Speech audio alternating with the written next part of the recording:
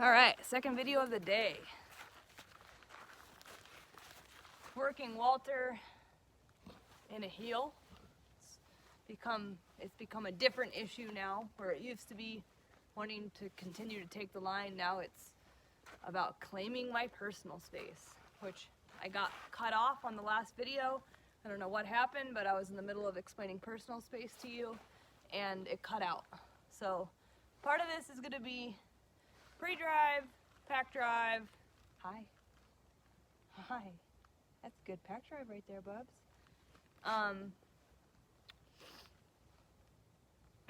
And then just some really minor little tweaks that I need you guys to do when he goes home, because he is a globber.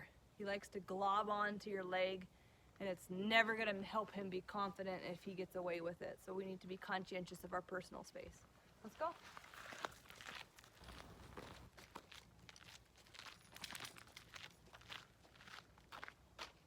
So the first thing I'm going to do,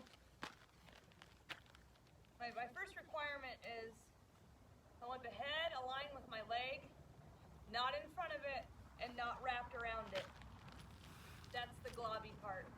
He likes to wrap his head around your left leg and almost like a crescent moon if it were to wrap around your body. Let's go. This is a protective thing.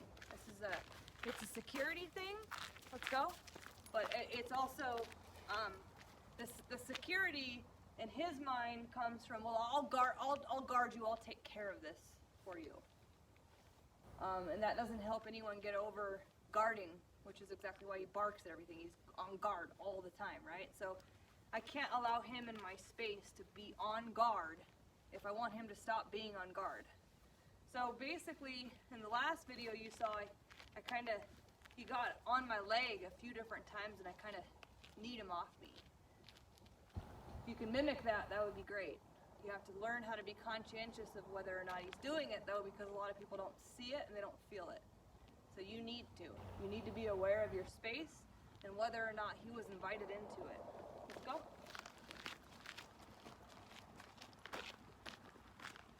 A lot of left turns. I'm just going to stand here and see what he does again. This is what I want. Space. Now he's onto my neighbor nailing something. See, this is pre-drive. I know you know this because you work with Leah, but how he's... So I've been pretty quick about moving this state of mind around and keeping the center of attention on me instead of outwardly being super concerned. So when I see this, even if he's not moving forward, I've been automatically turning it when I'm not making a video for someone. So it looks a little bit like this. Nope. So, crossing over behind me is not any different. He's manipulating me. I need him to be here, right next to my left side, head not in front. I like that eye contact, buddy. So if I am sitting here and he goes, I'm waiting for you to do it. You do it all the time. Boom, like that. I'm going to go, let's go.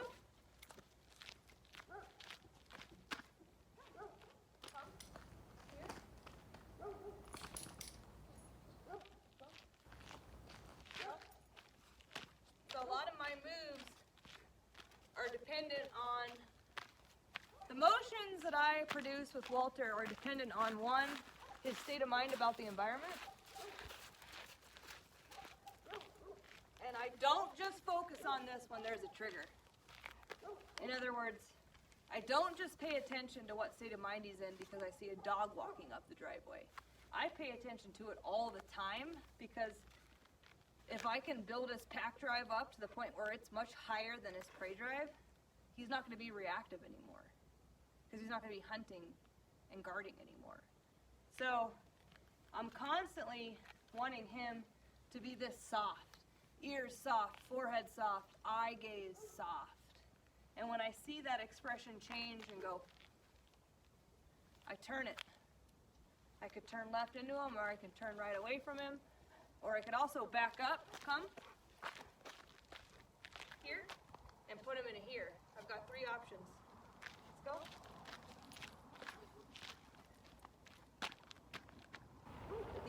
At the end of that turning or movement that I'm creating, the end point, the end game is this.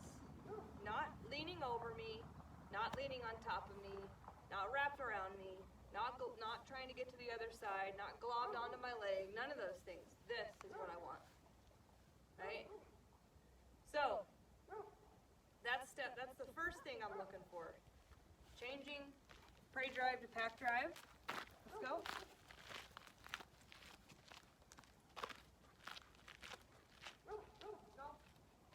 The other thing I'm working on with him is not shooting out in front of me. Where is his head in terms of me?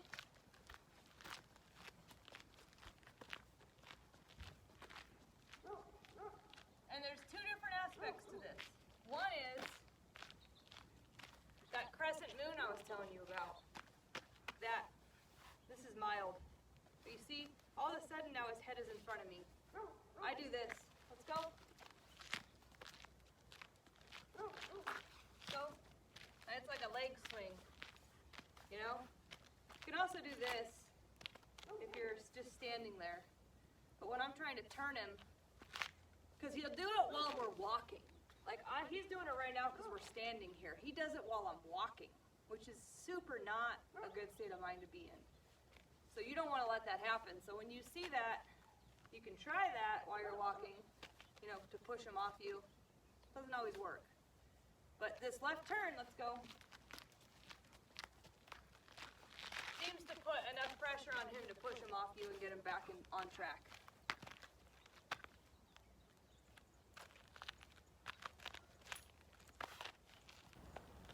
Sit. You can also move him a little bit away from you and put him in a sit if you're at a standstill.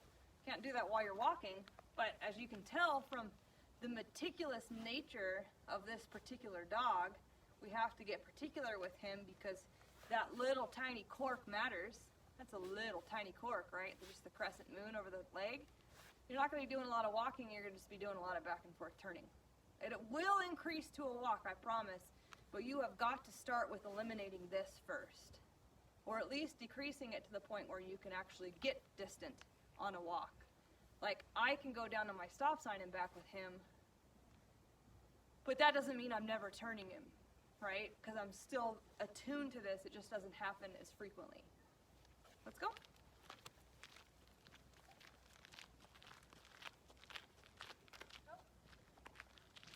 The other motion I'm concerned about is what if he gets in front of me? What if he shoots out in front of me? He's not doing it right now, but he still does it. So what if he gets so worked up he shoots out and he doesn't stay in a heel position? I've asked him to stay. I've said here. He knows he's supposed to be here, but instead he takes the line. So these are going to be your motions. You're going to, when you see him, let's go, get in front, you're going to go back like this. Take a step back. And say, Walter, come. Here. Claim your space if you need to. Sit him if you need to. Good. Let's go.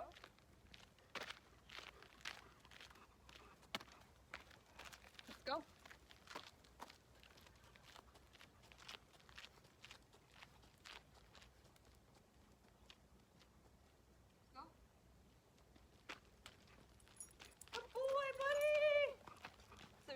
Trying to get him to shoot out. If you go back like that, he's going to come back with you. Here.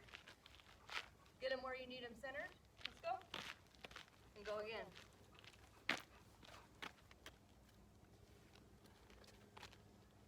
I'm getting really detailed into the motions that are going to help you. These are the physical motions that you can utilize. He is learning commands. He is learning e-collar and all different types of pressure that we use to communicate with dogs. But in that process, he's learning particular body movements that are associated with all of this that might make it easier for you to translate home. So following these guidelines are really going to help you immensely in your overall progress with him. Leave it. So,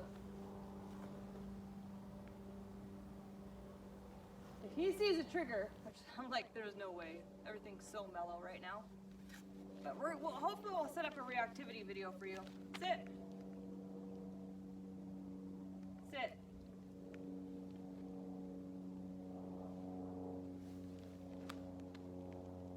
Sit. Good boy. Let's go.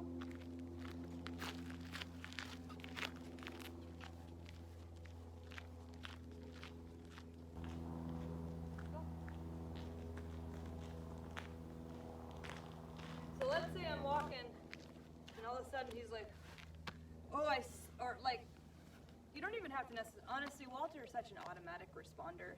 He can smell something or hear it to bark at it. He doesn't have to always perk his ears up, but that's a cue. All right, so cues for reactivity: scrunched forehead, erect ears, and really kind of focusing the eyes in the direction that the trigger is coming from. These are all cues that if you let them stay in that state much longer, then you might as well expect an explosion. So, if I see a dog or a person, I'm not even necessarily going to wait to see what he does because he's so automatic about it, as much as I'm going to literally go backwards. In other words, trigger right there. The trigger's right there. Back up. He's not going to follow you like this. Let's go.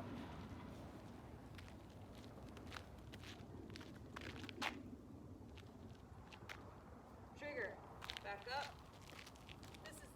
He's not really triggered. That's just a car, but he did look at it like he was concerned.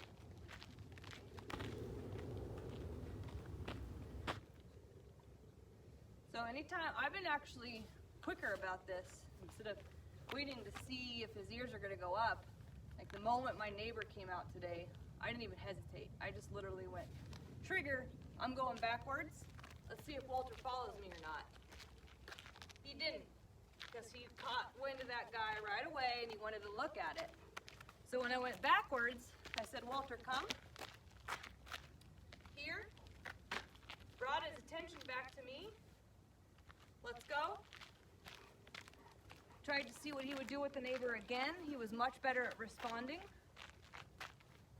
So that's going to be your new steps that you take, you know. If you see a trigger, disengage. Completely remove yourself from the equation. Walk backwards. Let's go. Here. Good. Let's go. We're going to have to go over this more. I'm also really tired right now. Sit.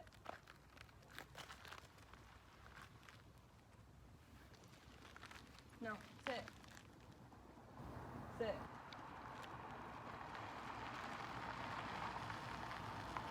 So,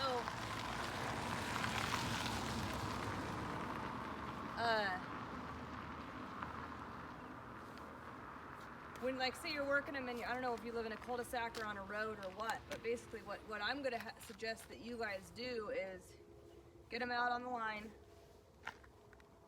and go really slow. Like right out the gate, right out the front door. Just start going real slow. And just watch him real closely. Where is he? Is he next to you? Is he in front of you? Is he wrapped around you? What drive is he in? And as you're walking really, really slow, you're going to use these series of steps I just taught you in the video to address anything that we don't want. So it's not going to be about getting outside as quick as you can, or getting out to the road as quick as you can, or getting into your yard as quick as you can. It's actually going to be about assessing him every single step of the way.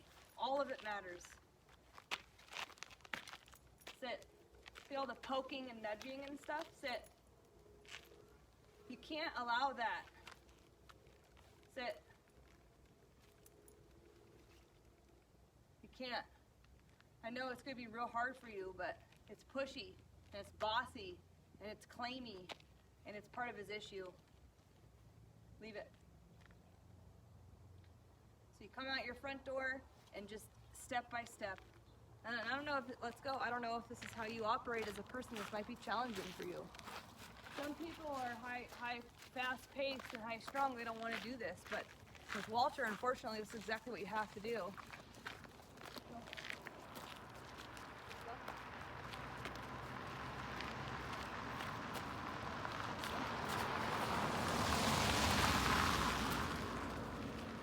And as you're taking each step, sit, you're going to be asking yourself, is he in front? Is he wrapped around me? Is he fixating on something with his eyes, his ears, or his nose? And any of those things are going to require an adjustment on your part that then redirect him back into the position you want him to be in, right? So if he's in front of you, you're going to step back. Let's go. Bring him back here with you, here. If he's wrapped around you, you're going to do left turn. Let's go. And you might even pull the leash out like that. Sorry, bud. And say sit, so he creates distance from you, and follow through until he gives you that distance. And then if you see that outward gaze,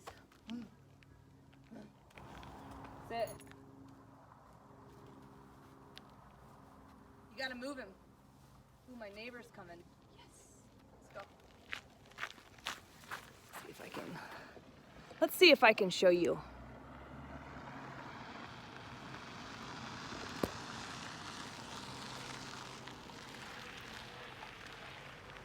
I have no idea how this is going to turn out, so bear with me. Let's go. Watch him. See that? He just bopped. I'm going to back up. Here, Walter. Here. Try it again.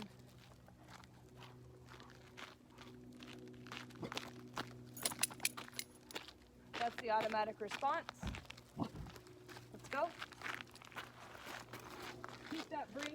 Keep that brain moving so it can stay engaged with the handler. Good, Walter. Here.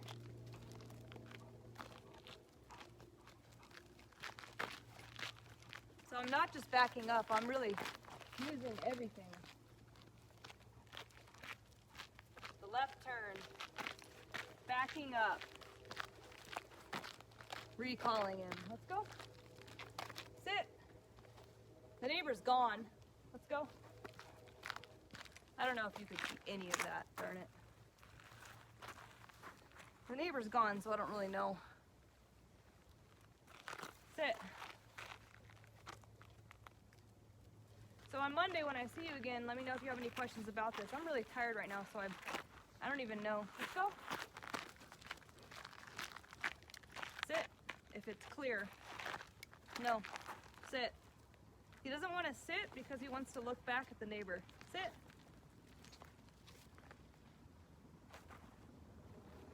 Let's go.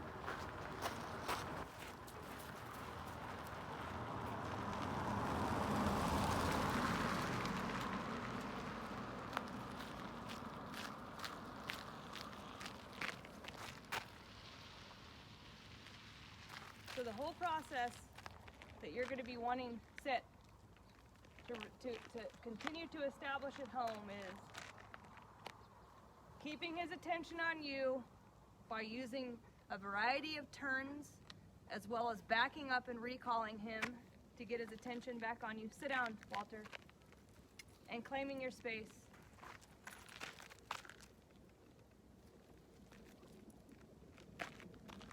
Making sure that I think part of this struggle to sit is because the neighbor was behind there and he wants to look at it. Leave it. That's why he keeps turning his head like that. Leave it.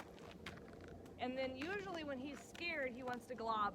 He wants to get on my leg, and I'm saying, I want you to realize that by looking at this, sit. By not looking at it, nothing bad is gonna happen, and you don't need to utilize my personal space as a security blanket. You can self-soothe on your own.